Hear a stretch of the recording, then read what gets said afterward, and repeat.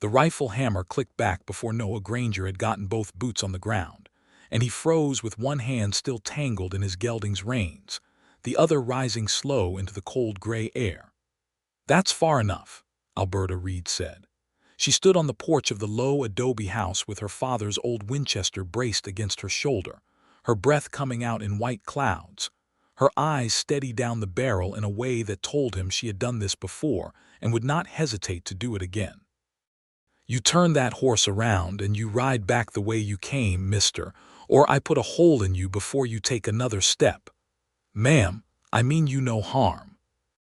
Noah kept his voice even, the way he'd learned to talk to spooked cattle, low and unhurried. "My name is Noah Granger. I've ridden 3 counties to find you. I know who you are." Her finger did not move off the trigger, but something flickered behind her eyes, quick and hard. "Cyrus Pratt rode through here 2 days past and told half of Pinyon Hollow that a man named Granger was coming to collect on a debt my father owed before he died, and that if I didn't have the money, the Vega Grand Cattle Company would take the spring as payment instead. So you can see why I'm not inclined to invite you in for coffee." Noah's jaw tightened. So that was the shape of it. He had wondered, riding the last cold miles up out of the Mora Valley with his father's ledger wrapped in oilcloth against his chest, why the wind here felt different, why the 2 ranch hands he'd passed on the road had looked at him like he was something to be run off rather than helped.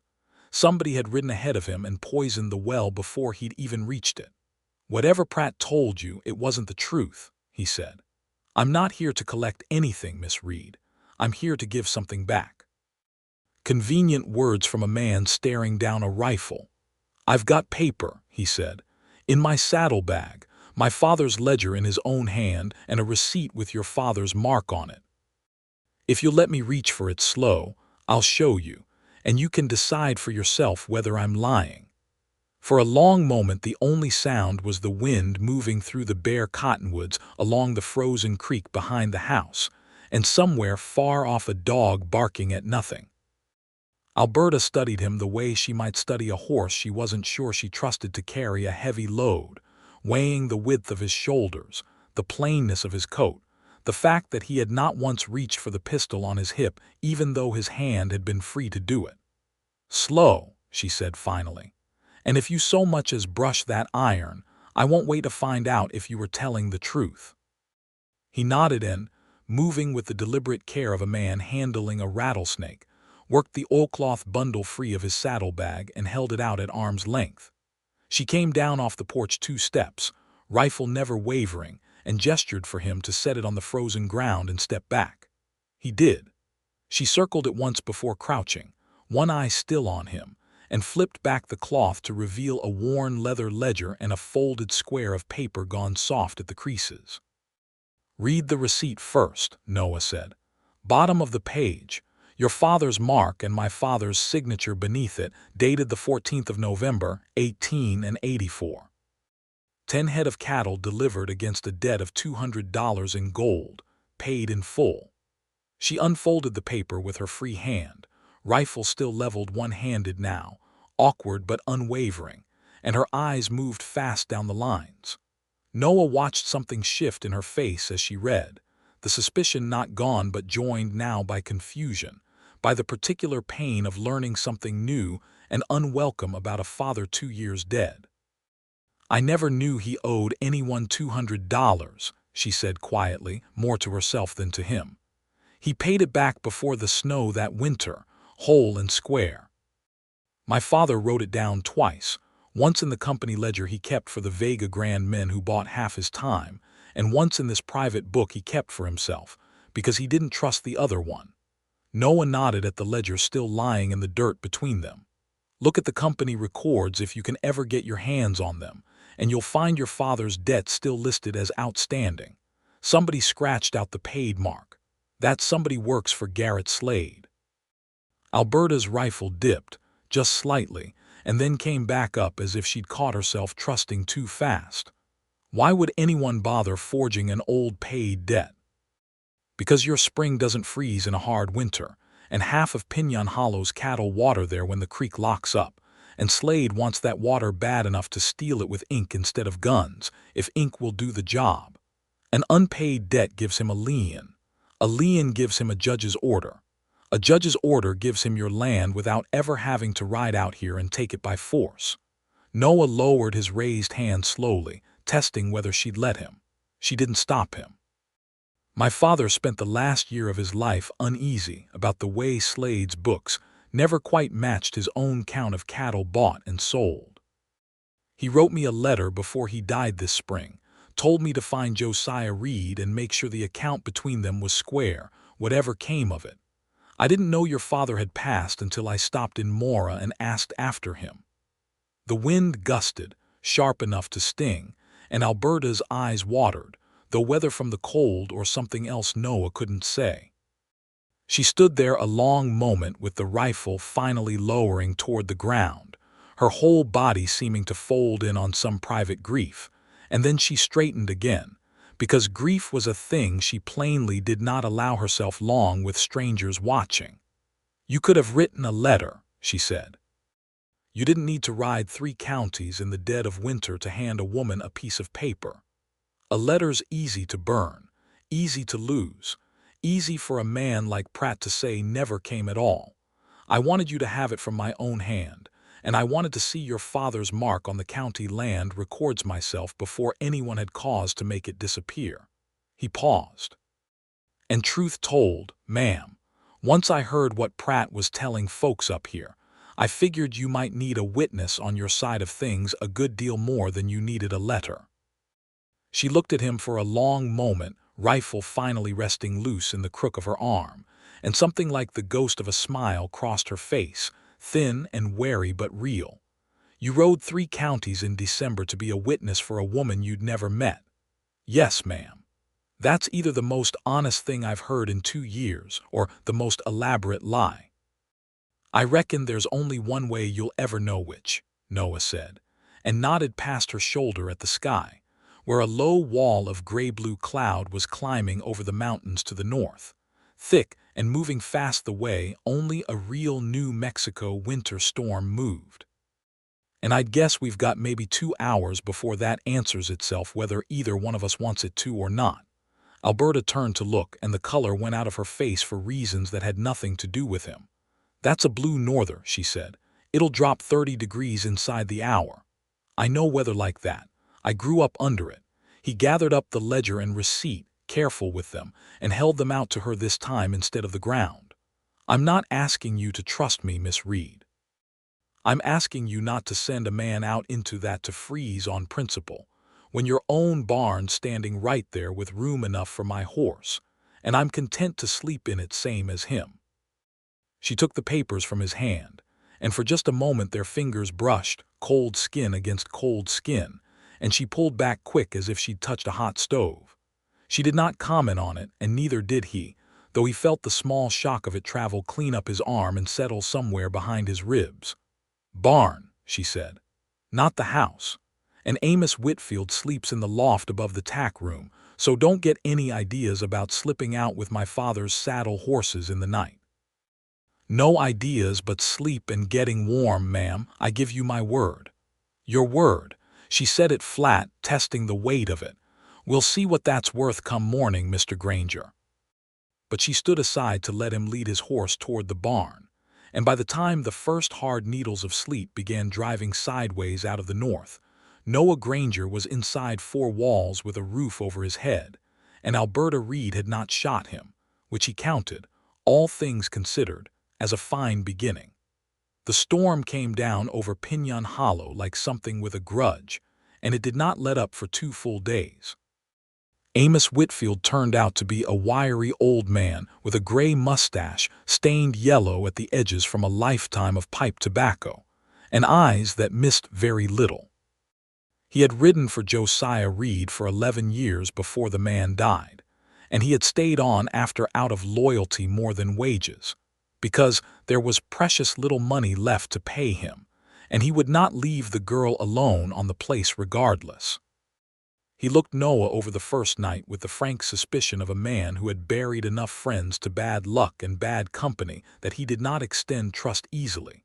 But by the second night, warming his hands over the little stove in the main house while the wind screamed outside. He had softened enough to ask Noah plain questions about cattle prices in Lincoln County, and nod along at the answers like a man grading a schoolboy's arithmetic. "You know your business," Amos said finally, tapping his pipe out against the stove's iron leg.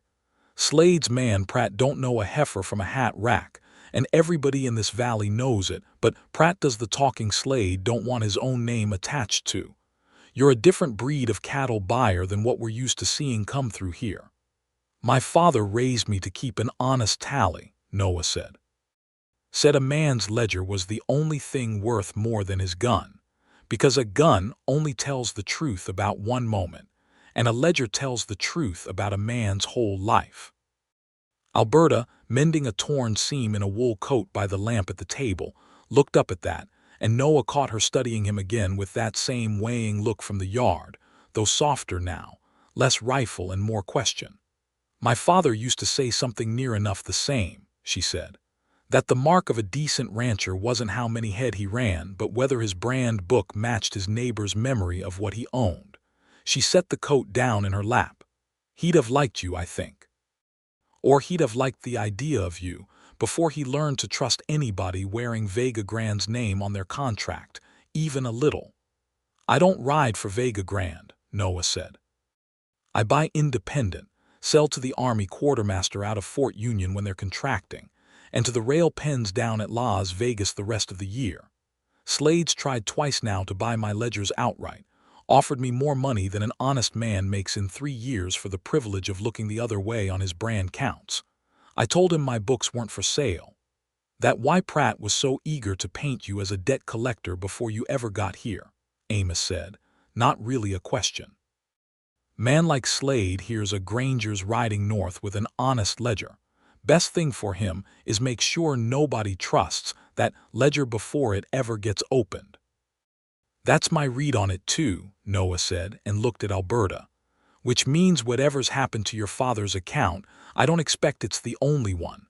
A man doesn't build a scheme like that for $200 in one spring." Alberta was quiet a moment, staring into the stove's small orange window. "The Delgados lost 11 head last spring that Manuel swears were rebranded right out from under him. But the Count Vega Grand turned into the brand inspector matched their bill of sale, so there was nothing to be done. The Callaways sold off half their herd 2 winters back to cover a debt they didn't remember owing quite that much. Old man Ferris just stopped talking about it at all, which in my experience means he's more scared than anybody." She looked up at Noah, and there was steel in it now, not suspicion but a colder, harder thing, purposeful. "How many ledgers would it take to prove all of that at once, Mr. Granger?" "Depends how many I can get my hands on before Slade finds out I'm looking," Noah said. "But I'd guess if we set my father's private books alongside whatever true count your neighbors can swear to from memory, and match both of those against whatever the Vega Grand Company turns into the circuit court, we'd find enough daylight between the numbers to hang a fraud charge on Garrett Slade 6 ways to Sunday. There's a circuit judge due through Rinconada in 11 days, Amos said slowly. Judge Whitcomb. Comes through twice a year to hear land claims and settle disputes before the passes shut for good. If a man wanted to bring proof of something like this in front of a judge with real authority to act on it, that'd be the time. 11 days, Noah repeated, and something in his chest tightened at the shortness of it, at how much would have to happen between now and then. But he looked at Alberta, at the fierce steady light in her eyes that had not been there when she'd been aiming a rifle at him 2 days before, and he thought that whatever needed doing, he did not much mind the idea of doing it beside her. 11 days, Alberta said, and there was the faintest curve at the corner of her mouth, not quite a smile but close kin to one. I suppose you'd best plan on staying a while longer, Mr. Granger. I suppose I had, he said, and did not try to hide that the prospect pleased him. The storm broke on the 3rd morning, leaving the world scoured white and painfully bright, the cold settling in afterward with a bitter, bone-deep quality that made every breath feel like swallowing needles. Noah spent those days making himself useful in ways that had nothing to do with ledgers, mucking the barn, mending a sagging corral rail, helping Amos chip ice from the stock tank so the cattle could drink. And in all of it, he watched Alberta read the way a man watches something he is only beginning to understand he wants. She was, he decided, unlike any woman he'd met in his 29 years of riding cattle trails and stockyards from the Pecos to the Canadian. She could deliver a breech calf with her bare arm in a cow's flank up to the elbow, calm and unhurried, murmuring to the animal in low Spanish endearments she must have learned from some neighbor woman. She could read brand marks at 50 yards and tell him, without hesitation, which iron had done the burning and roughly how long ago.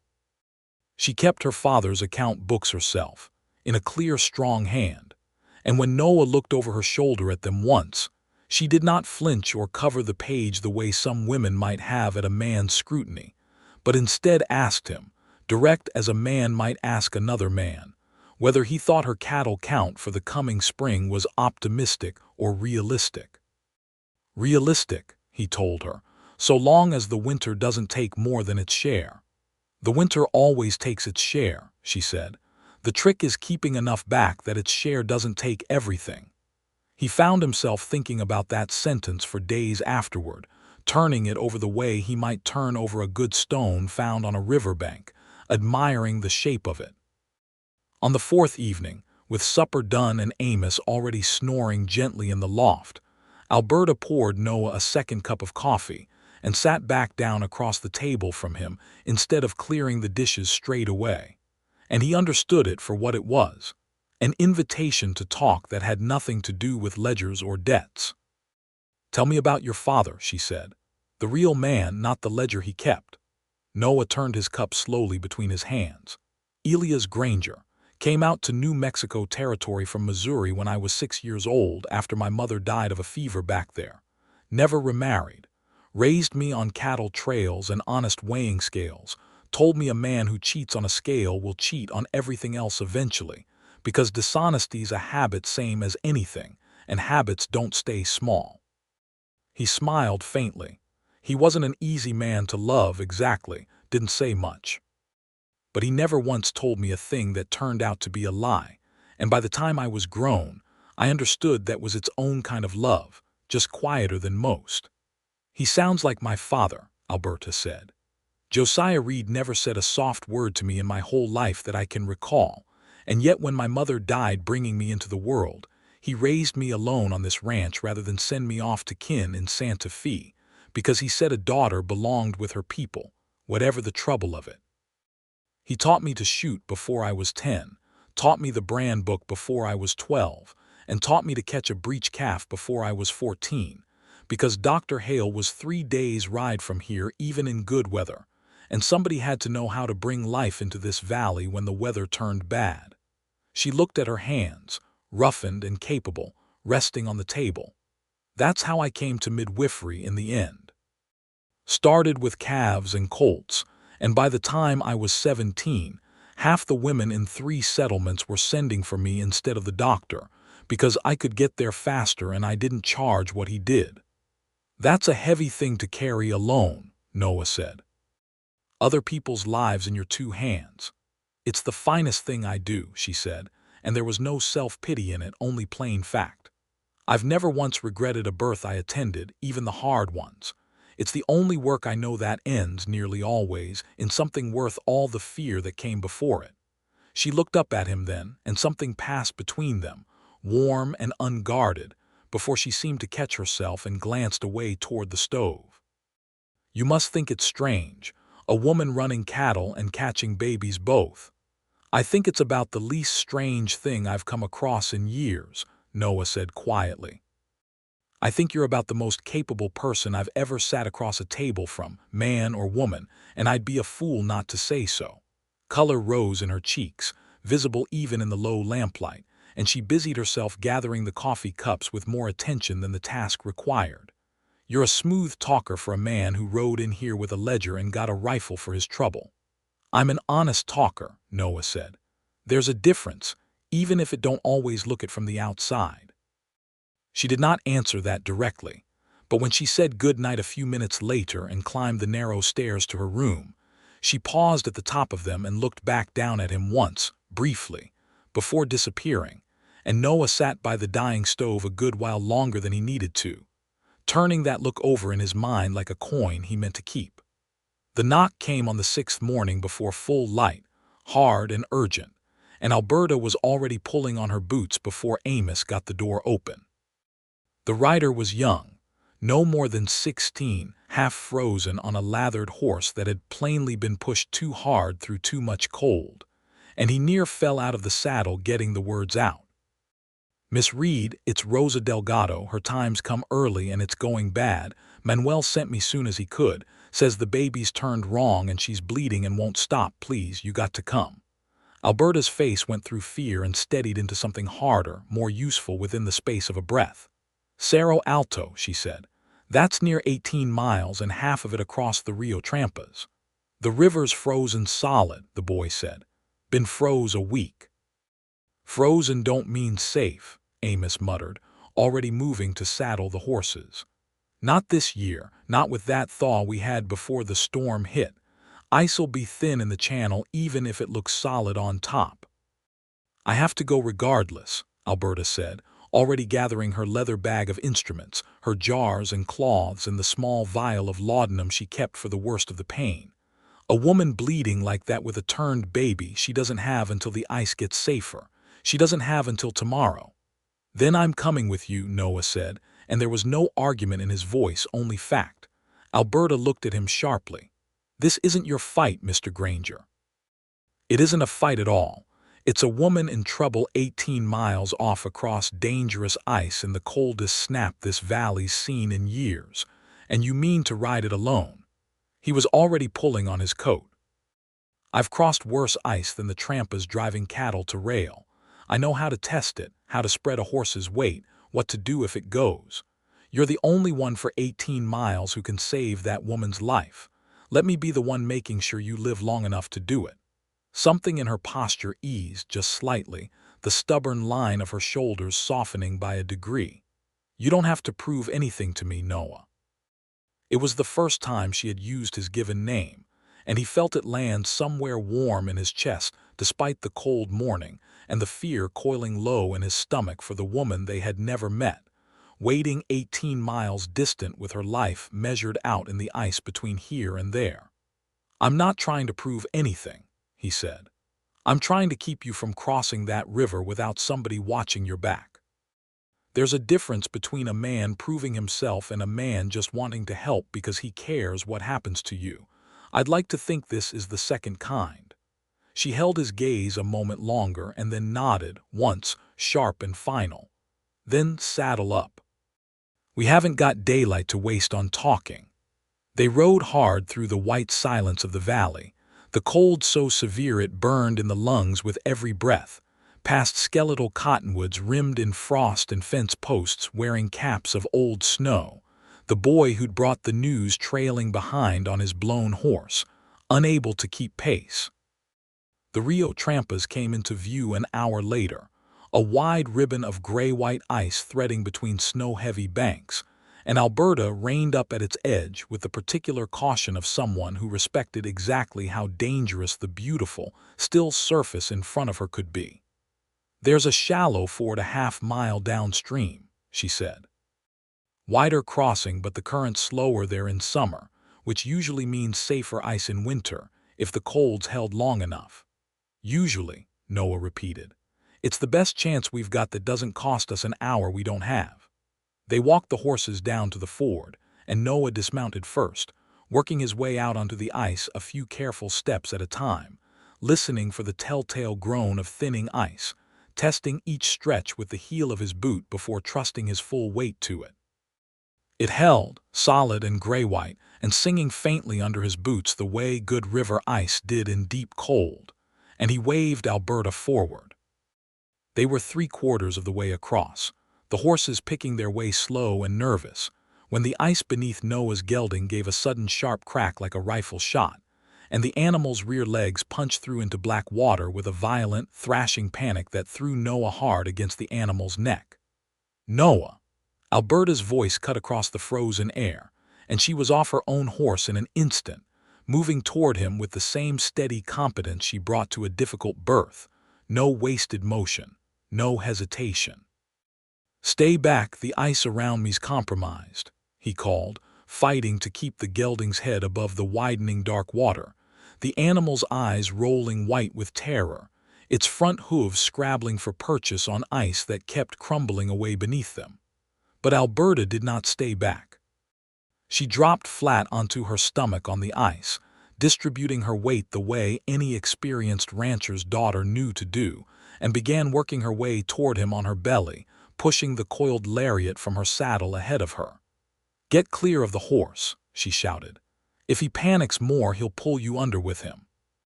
Grab the rope and let him find his own way. Horses generally can if a man doesn't drown trying to save them."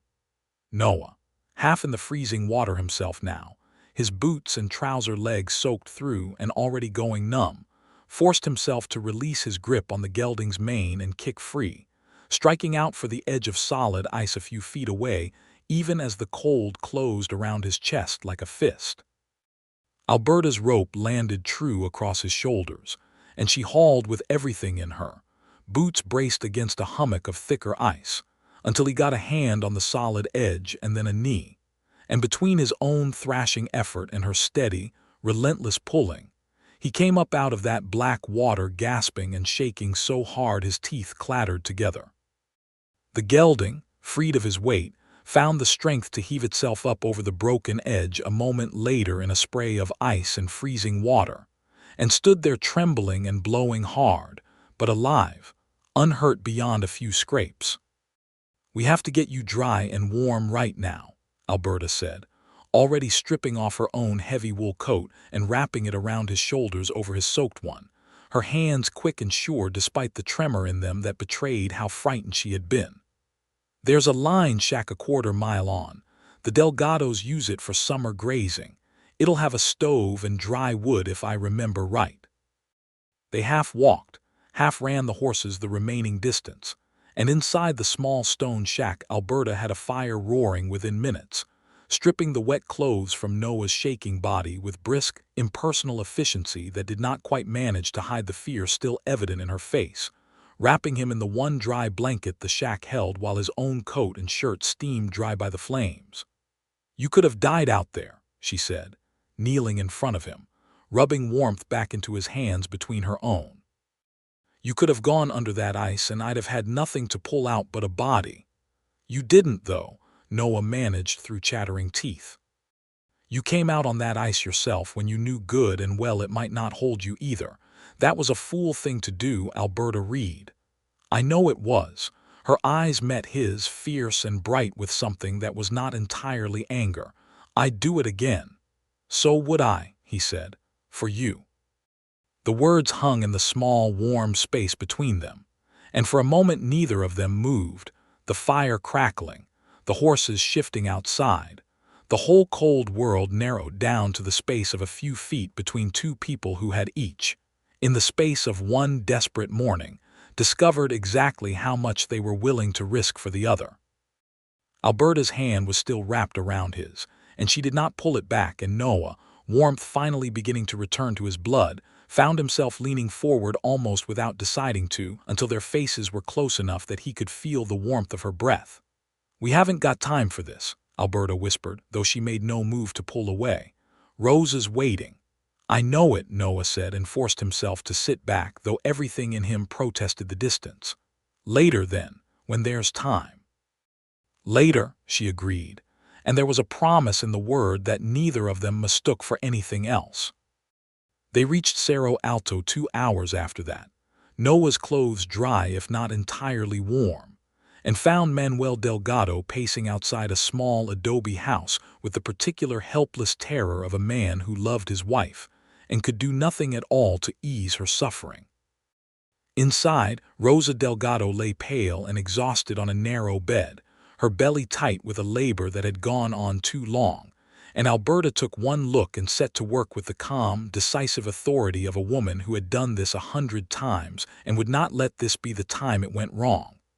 "The baby's turned," she said to Noah, who hovered uselessly in the doorway.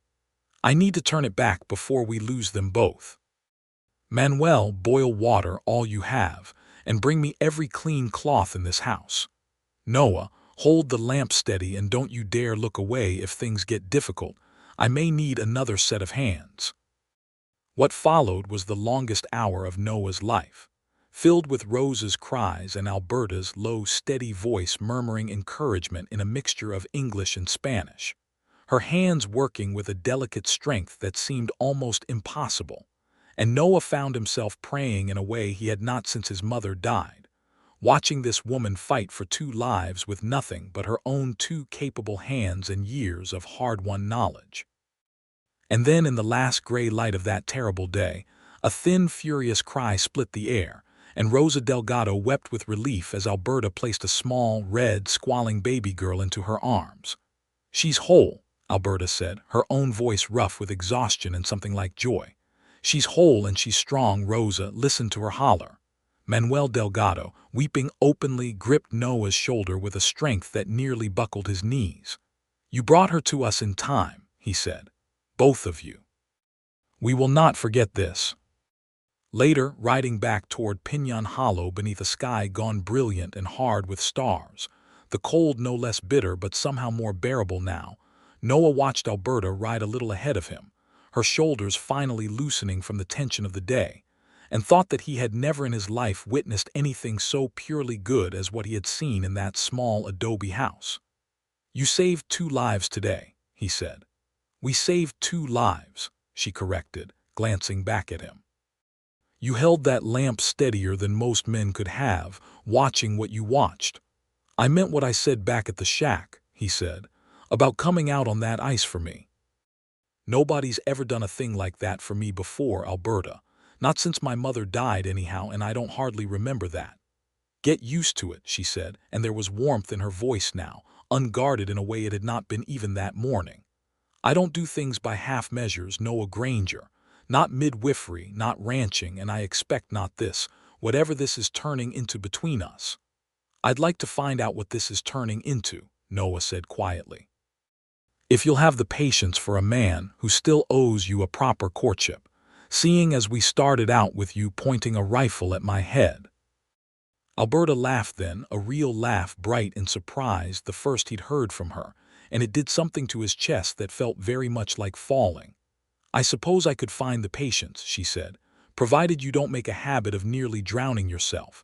I've buried one father, Mr. Granger. I'm not in the market for burying anyone else I've grown fond of." "Fond of," Noah repeated, testing the words. "I'll take that as a fine start." They rode the rest of the way in a comfortable silence, and something had shifted between them, settled and certain in a way that needed no further words that night. They returned to Piñon Hollow to find the world had gone wrong in their absence. Amos met them at the gate before they'd even dismounted, his face grim in the lantern light, and behind him, Noah saw with a cold drop in his stomach, 3 unfamiliar horses tied at the rail, and standing on the porch, arms crossed, a big man in an expensive wool coat that had never once seen honest ranch work. "Garrett Slade," Amos said quietly. "Come to pay a call while you were both away." Slade stepped down off the porch as they approached, a broad, silver-haired man with a politician's easy smile that did not reach his eyes, and beside him stood a lean, weathered figure Noah recognized from Amos's description, Sheriff Emmett Ruiz, his star pinned crooked on his coat, his eyes not meeting anyone's directly. "Mr. Granger," Slade said pleasantly, "I understand you've been telling folks in this valley some interesting stories about my company's records." "I've been telling them the truth," Noah said, dismounting slow, keeping himself between Slade and Alberta without quite seeming to try. "Which is a good deal more than your man Pratt's been doing." Slade's smile did not waver. "Truth's a slippery thing, isn't it, out here where a man's word is often all he's got to back it up. Speaking of a man's word, Sheriff, would you care to explain to Miss Reed why you've ridden all this way in such wicked cold?" Ruiz cleared his throat, clearly uncomfortable but unwilling to meet Alberta's eyes. Got a complaint filed yesterday in Rinconada, Miss Reed, from the Vega Grand Company, alleging that Mr. Granger here has been altering brand records and misrepresenting cattle counts in an attempt to defraud the company of stock rightfully purchased and paid for. Warrant's been sworn out for his arrest, pending the circuit judge's review. The accusation hit Noah like a physical blow, the sheer audacity of it, the mirror-image lie of exactly the crime Slade himself had been committing, now turned around and pointed back at the one man trying to expose it. "That's a lie," Alberta said, stepping forward, her voice cutting through the cold air like a blade. "Noah Granger has been in my company or on my property every day for the last week, Sheriff, and I'll swear to that before the judge myself if I have to." "A woman's testimony for a man she's been sheltering under her own roof," Slade said, shaking his head with mock sorrow, "won't carry much weight against sworn business records, Miss Reed, and you know it as well as I do. It'll be his word and yours against a company ledger showing discrepancies going back months. Judge Whitcomb's a fair man, but he's also a practical one, and practical men trust paper over passion." "Then it's fortunate," Noah said, keeping his voice level though fury burned hot beneath his ribs, "that I've got paper of my own, Mr. Slade.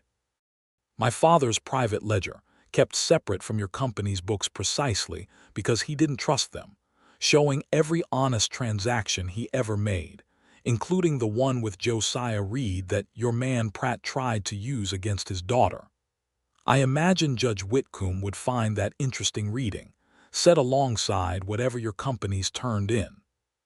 Something flickered across Slade's face then, gone almost as fast as it appeared, but Noah had spent a career reading men across a bargaining table, and he knew he'd landed a real blow.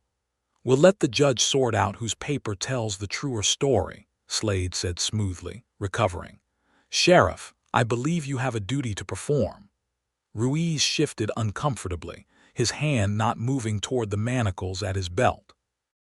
"I'd sooner not drag a man out into this cold tonight, Mr. Slade, warrant or no warrant. Judge won't be in Rinconada for another 5 days regardless. I'll take Mr. Granger's word he'll present himself at the courthouse when the judge arrives, and spare us all a hard ride in this weather."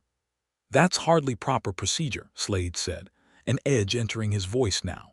"I'm the sheriff of this county, Mr. Slade, and I'll decide what's proper," Ruiz said, some backbone finally showing through, and Noah caught the quick, grateful glance Alberta shot the older man.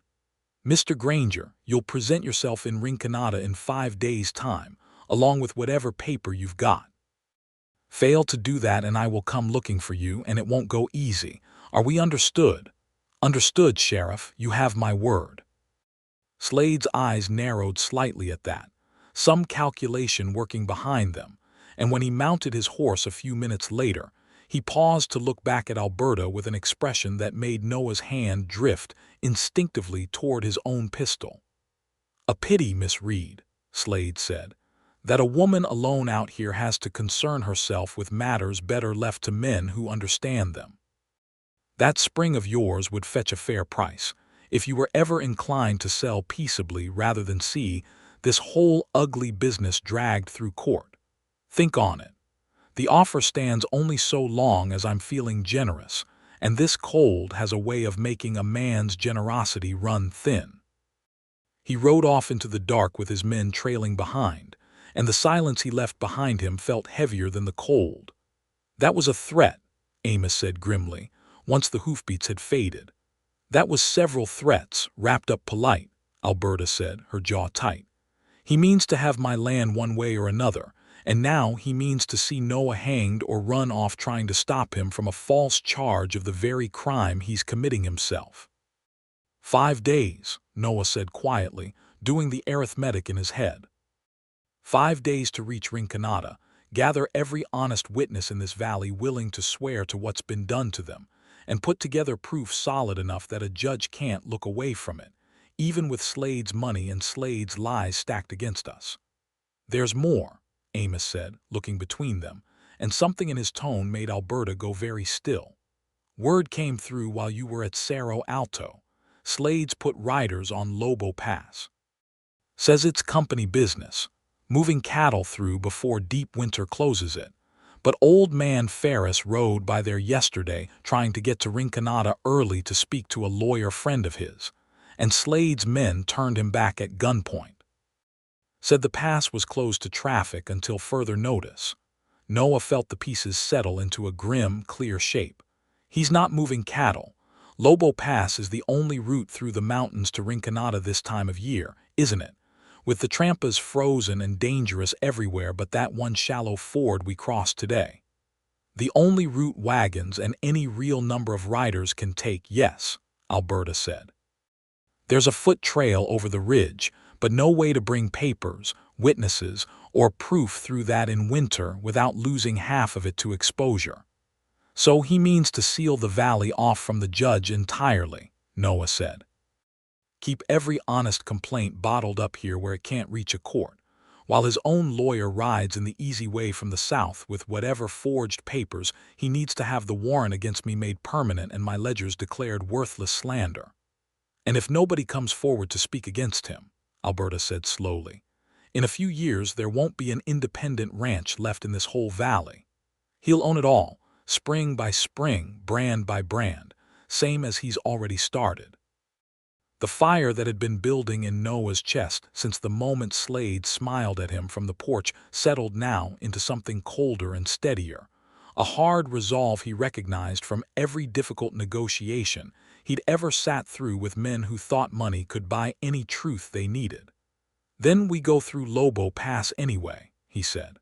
All of us.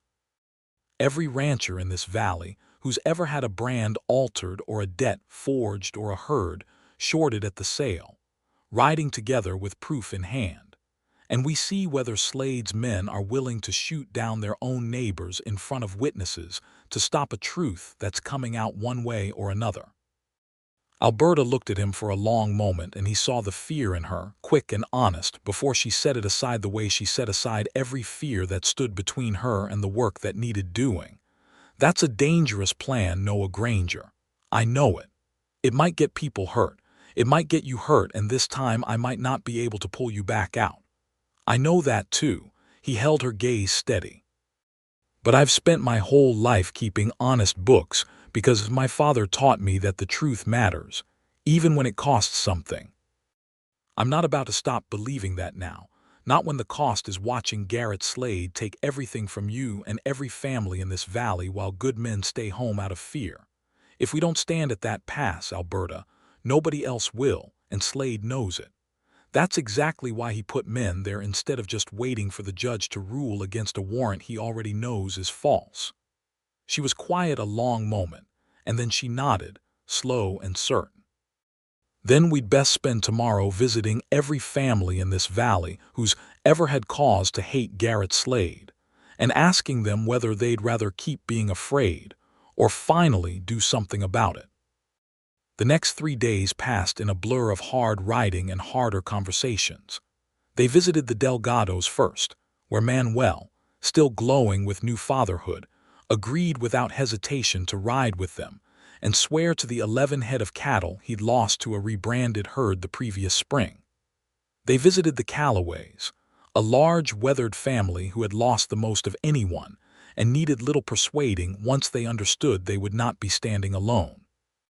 And they visited old man Ferris last, the most reluctant, a thin, stooped rancher who had grown so accustomed to swallowing his anger that it took Alberta's gentle, patient words, more than Noah's, to finally draw him out.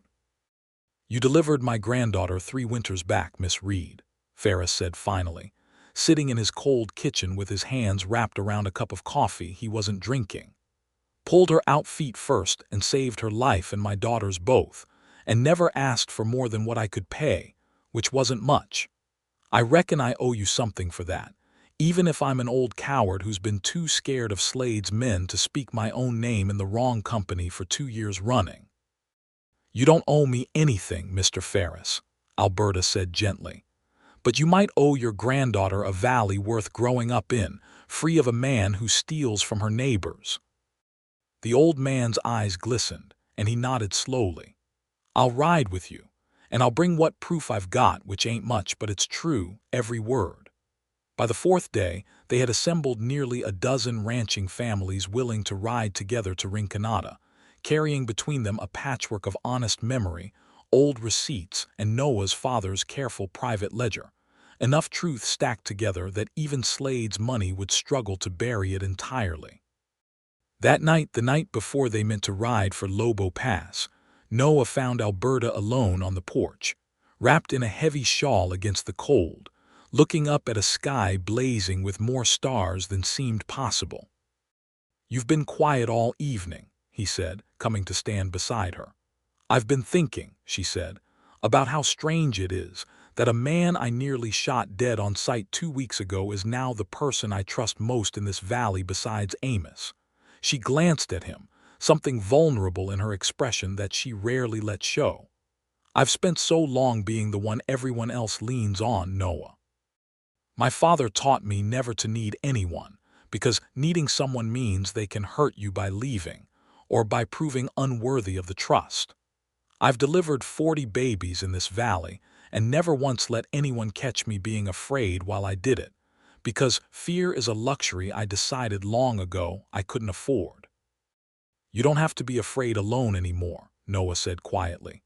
"That's not weakness, Alberta, letting someone stand beside you.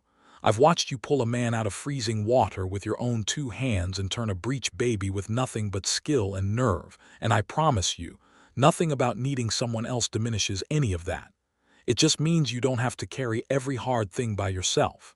"That's a frightening thought," she admitted, "trusting somebody that much."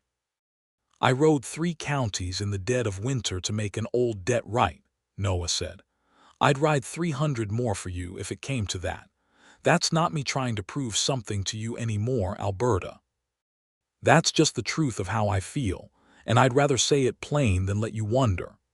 She turned to face him fully then, the starlight catching the shine of her eyes, and this time when he leaned toward her, she met him halfway, her hand coming up to rest against his chest as their lips met, soft and searching at first, then deepening into something that spoke of 2 weeks of held breath and careful distance finally giving way. When they parted, she rested her forehead against his, both of them breathing a little unsteadily in the cold air. "Tomorrow's going to be dangerous," she said. "Tomorrow we're going to win," Noah said, "because we're not facing it alone, and neither is anybody else in this valley anymore." They rode out at first light, a column of nearly 30 riders stretching back along the frozen road, ranchers and their grown sons, wives who had insisted on coming to bear witness, Amos riding at Alberta's side with an old shotgun across his saddle, all of them bundled thick against a cold that had not once relented in 2 weeks, breath and horse breath rising together in the still air like smoke from 100 small fires. Lobo Pass came into view by mid-morning, a narrow defile between 2 steep rock faces, where the old wagon road to Rinconada squeezed down to barely 2 horses' width, guarded on the far side by a fallen log gate and 6 armed riders sitting their horses in a loose line across the trail. Dutch Kessler sat at their center, a heavy, scarred man Noah had heard described as Slade's most trusted enforcer, and his hand rested easy on the rifle across his saddle horn. "That's far enough," Kessler called out as the column drew up 50 yards short. "Pass is closed to traffic on Mr. Slade's orders. Turn around and go home, all of you, and there won't be any trouble." "This is a public road, Kessler," Noah called back, walking his horse forward a few paces ahead of the others, Alberta moving up beside him despite his instinctive urge to keep her back. "You've got no legal authority to close it, and we've got sworn testimony and proof that needs to reach Judge Whitcomb before he leaves Rinconada. You let us through peaceable, or you explain to that judge yourself why 30 honest ranchers were held at gunpoint trying to reach his courthouse." Kessler's eyes moved along the assembled riders, and something in his expression flickered, uncertain, as he took in not just Noah and Alberta but Amos, the Delgados, the Callaways, old man Ferris sitting straight-backed on his old mare with a rifle across his lap for the first time in 2 years. "Mr. Slade's orders are clear," Kessler said. though his voice had lost some of its earlier certainty. "Mr. Slade's orders are illegal," Alberta said, her voice ringing clear and steady across the cold air. "And you know it, Dutch Kessler. Same as I know you've got a mother living in Cerro Alto that I brought safe through 2 hard births myself, and a sister in Pinon Hollow I've tended more than once when the fever took her children. You want to point that rifle at people who have never done you a wrong turn, over a debt that was never even real." Kessler's jaw worked, and for a long, tense moment nobody moved. 30 riders and 6 facing each other across 50 yards of frozen road, the mountain wind whistling thin and cold through the narrow rock walls. It was Ferris who broke the silence, walking his horse forward to stand beside Noah and Alberta, his old voice carrying with a strength Noah hadn't heard from him before. "I've been scared of Garrett Slade for 2 years, Dutch. Scared of losing what little I've got left. But I'm more scared now of what this valley becomes if good men like you keep pointing guns at your own neighbors to protect a liar's profits. You know what he's done. Everybody in 3 counties knows what he's done if they're honest with themselves." One of the other riders behind Kessler, a younger man Noah didn't recognize, lowered his rifle slowly, looking uncertain, and murmured something to the man beside him. The loose formation began to waver, doubt spreading visibly through the line of armed men who had likely signed on for wages, and had never expected to be asked to fire on unarmed neighbors and their families over a rich man's fraud. It was in that moment of wavering that hoofbeats sounded from the Rinconada side of the pass, fast and hard, and every head turned as a lone rider came into view around the bend, pushing his horse at a dangerous pace on the icy road. Sheriff Ruiz reined up hard between the 2 groups, his star bright against his dark coat, his face grim and set. "Kessler, stand your men down," Ruiz called out, his voice carrying the full authority of his office for the first time Noah had seen. "I've had a wire from Judge Whitcomb's clerk this morning. Seems a certain Mr. Cyrus Pratt got himself drunk in Rinconada 3 nights back and told half the saloon about altered brand books and forged debts, bragging on Slade's behalf like a fool, thinking it made him important. Man overheard every word was the judge's own bailiff. Judge wants to see Mr. Granger's ledger and every witness in this valley willing to speak, and he wants it today, not 5 days from now. This warrant against Granger's dead, effective this morning, and I'd wager there's a new one coming for Garrett Slade before this week is out." Kessler stared at the sheriff for a long moment, and then slowly lowered his rifle and gestured for his men to do the same. "We were never told to shoot nobody," he said, sounding suddenly tired. "Just to hold the road. I reckon holding it don't serve much purpose now." He turned his horse aside, and his men followed, clearing the narrow pass, and the fallen log gate was dragged away by 2 of the Callaway boys amid a ragged cheer that rose up from the assembled ranchers, relief and vindication mixing together in the cold, bright air. Alberta reached over and gripped Noah's hand tight, her eyes bright with tears she didn't bother hiding this time. "We did it," she said. "We did," Noah agreed, and could not stop himself from grinning despite the cold, despite the danger just past. "Now let's go make it official."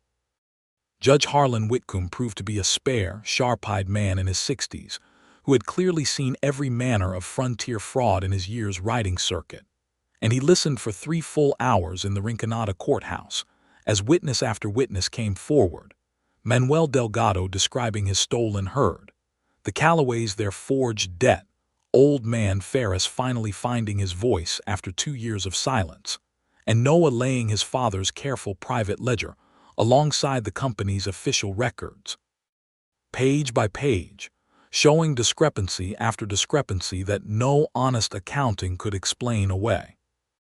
Garrett Slade, summoned under protest and clearly furious, tried at first to bluster his way through, insisting the whole affair was a conspiracy of jealous small ranchers and a cattle buyer with a grudge.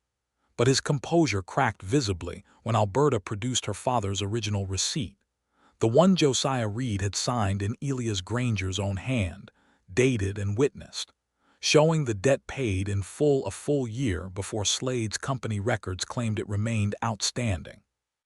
"This receipt is a forgery," Slade insisted, though his voice had lost much of its earlier confidence. "Then you won't object, Mr. Slade," Judge Whitcomb said dryly, "to my sending it along with your company's own ledger to a document examiner in Santa Fe, along with sworn statements from a dozen witnesses describing a pattern of altered brands and manufactured debts stretching back 3 years. I've been circuit judge in this territory for 11 years, and I know the smell of a fraud when it's laid out plain in front of me. I'd wager the examiner's findings will match what my nose already tells me." By the end of that long day, Judge Whitcomb had issued an order voiding every fraudulent lien the Vega Grand Cattle Company held across the valley, restoring disputed brands and cattle counts to their rightful owners, and referring Garrett Slade to the territorial prosecutor on charges of fraud and forgery, with a warrant issued for his arrest that very evening. Dutch Kessler offered leniency in exchange for testimony about the scheme's full workings, gave a detailed accounting that sealed what little defense Slade had left. Cyrus Pratt, it turned out, had already fled south rather than face questioning, and was never seen in that country again. "Miss Reed," Judge Whitcomb said before adjourning, "your father's account is closed, paid in full, and this court finds no debt whatsoever attached to your land or your spring. I am sorry it took 2 years and a great deal of trouble for that simple truth to be recognized." "Thank you, Your Honor," Alberta said, and beside her, Noah felt the tension of 2 weeks finally leave her shoulders, watched her stand a little straighter, a little freer than he had seen her stand since the moment he first rode into her yard with a rifle leveled at his chest.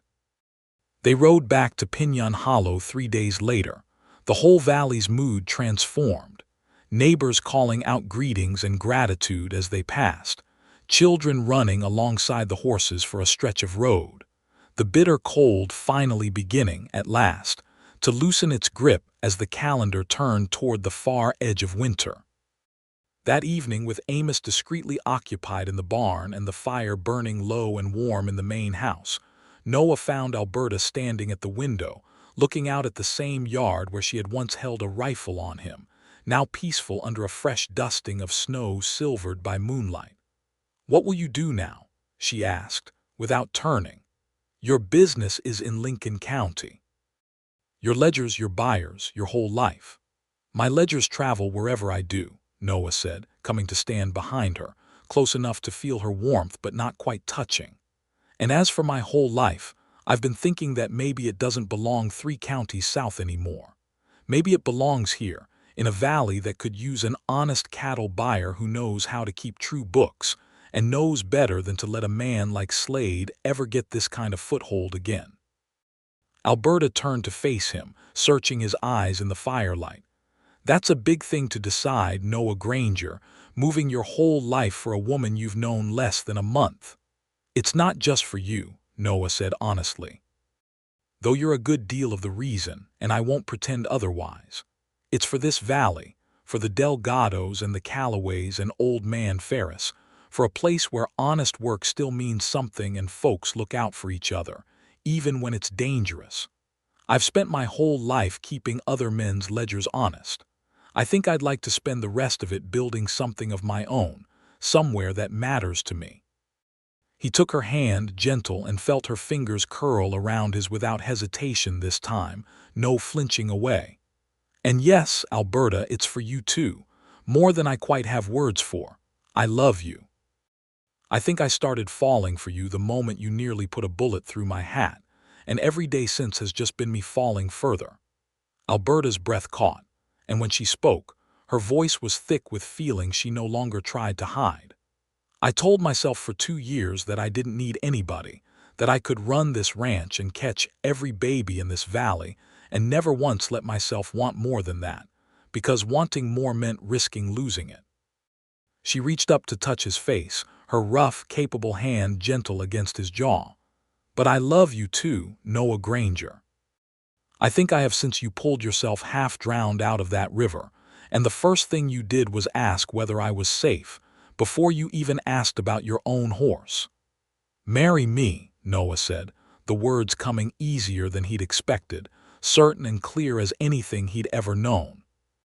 "Stay here in this valley with me, run this ranch, catch every baby that needs catching, and let me spend the rest of my life keeping our books honest and keeping you safe, not because you need protecting, but because I can't imagine my life any other way now." Alberta laughed, soft and disbelieving and joyful all at once, tears bright in her eyes. "Yes," she said. "Yes, Noah, I'll marry you."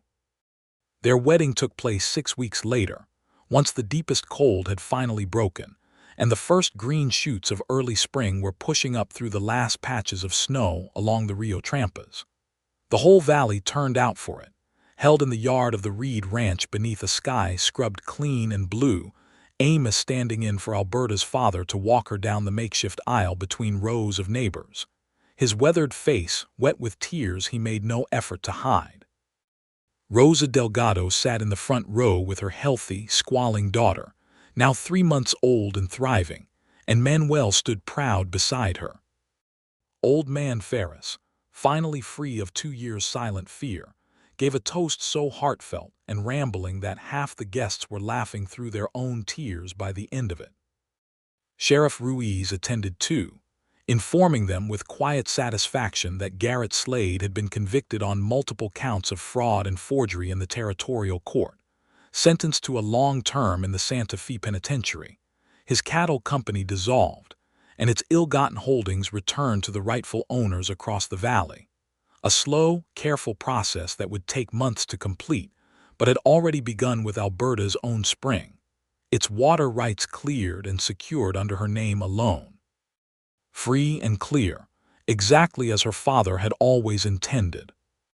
Noah stood at the front of the gathered crowd, watching Alberta walk toward him in a simple blue dress with wildflowers woven through her dark hair, and thought that he had never in his life seen anything so purely beautiful. This woman who had once aimed a rifle at his heart and had ended up, instead, capturing it entirely. "I know a Granger," he said. When the moment came, his voice steady and sure. "Take you, Alberta Reed, to be my wife, to keep honest accounts and honest love between us for all the days we're given, in good weather and bad, in plenty and in want, for as long as we both shall live." "I, Alberta Reed," she answered, her eyes never leaving his, "take you, Noah Granger, to be my husband, to trust you with my heart the same way I've learned to trust you with my life, and to build with you whatever this valley still has left to give us, for as long as we both shall live." They settled into the Reed Ranch together that spring. Noah's cattle-buying business relocated north with him, his honest reputation quickly becoming known and trusted throughout the valley as ranchers who had once feared corrupt dealing now sought him out specifically for his fair counts and his careful books.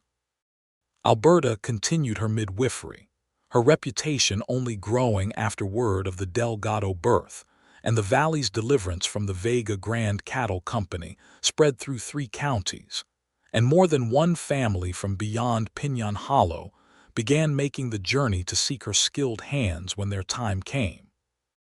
On quiet evenings, they would sit together on the porch where she had once held a rifle on him, watching the sun set gold and rose over the mountains, and Noah would sometimes take out his father's old ledger, the one that had started it all, and show her the entries in Elias Granger's careful hand, the honest record of a debt paid and a promise kept. "He'd have liked you," Noah told her once, echoing the words she'd said to him weeks before. "My father, he'd have said you kept a finer set of books than any man he ever met, and meant it as the highest compliment he knew how to give." "Then I suppose," Alberta said, leaning her head against his shoulder as the last light faded gold over the valley they had saved together, "we've both settled every debt worth settling, and started building something neither of our fathers ever got the chance to see." "Not every debt," Noah said quietly, pressing a kiss to her hair. "There's still the one I owe you, for teaching me that the finest thing a man can do with an honest life is share it with somebody brave enough to trust him with her own." "That's not a debt, Noah Granger," Alberta said, smiling against him as the first stars appeared over Pinon Hollow. That's just love, plain and simple, and it's already paid in full. And in that high New Mexico valley, where the frozen rivers had finally begun to thaw and the mountain snow was giving way at last to the first green promise of spring, Noah Granger and Alberta Reed built a life together that neither fraud nor fear nor bitter winter had managed to steal from them. Two capable hearts who had found in each other the safest and truest home either of them had ever known.